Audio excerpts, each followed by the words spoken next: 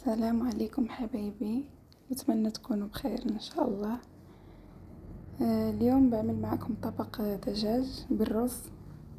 بنضيف بصل وفخ دجاج على حسب يعني كل واحد المقدار، وبنضيف ملح وفلفل اسود كركم وشوية بابريكا، وبنضيف شوية مركز طماطم.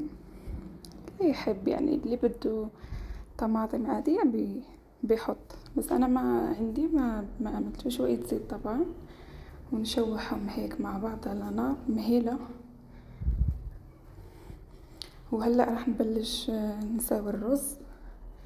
طبعا راح نغسله كتير كتير منيح من النشا، وننقعه شوية هيك بالمي، شي 10 دقائق هيك.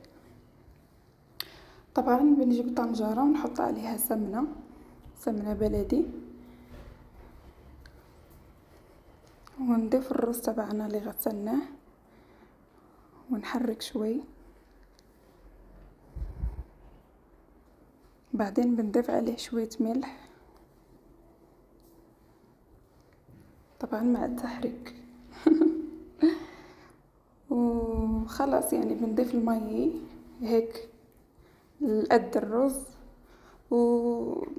يعني بنزيد في حرارة الفرن. وطبعا لما بنغلي الرز والمي هيك بنقص عليه وهيك. وخلاص هلا راح نبلش نغسل المواعين وهيك.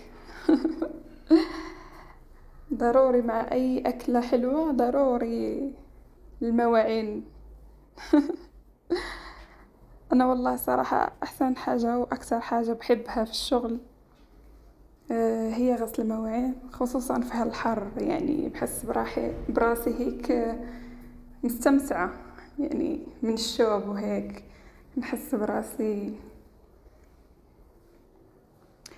يعني هيك برد. والله مين مثلي؟ اللي مثلي يكتب في الكومنتات يقول لي مثلك. ولا ما فيش مثلي. خلاص هنا بنغسل كل شيء وبنوضب كل شيء. طبعا غسلت هيك الفرن، نلمع كل شيء ونساوي كل شيء.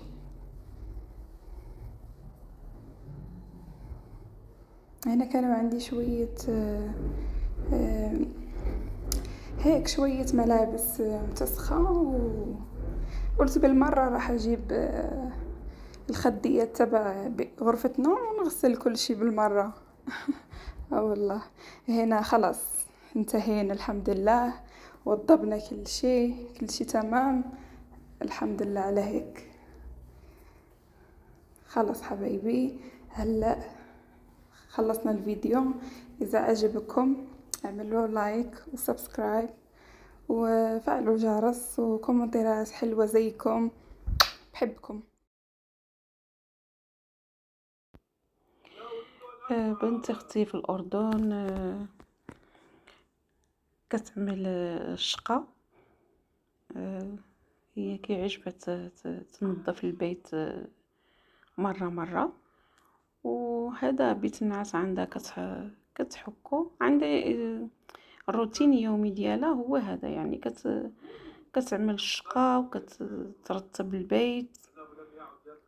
سبحان الله، ترتيب البيت من النظافة، والنظافة من الإيمان. أحسن حاجة هي الإنسان ينظف البيت ديالو باش كيدخلوا الملائكة وكتكون فيه السكينة والطمأنينة. سبحان الله. نتمنى الله سبحانه وتعالى نكونوا دائما من المتطهرين. هي دابا هي كتغسل الطاقة يعني الشباك، وهي كتغسل مزيان الشباك.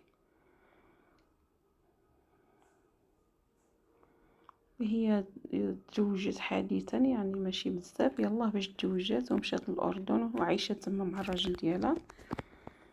ولكن هي كيعجبها فحالنا، يعني الشغل ديال المغرب كيعجبها، كتعمل الشقة ديال المغربيات الحرات.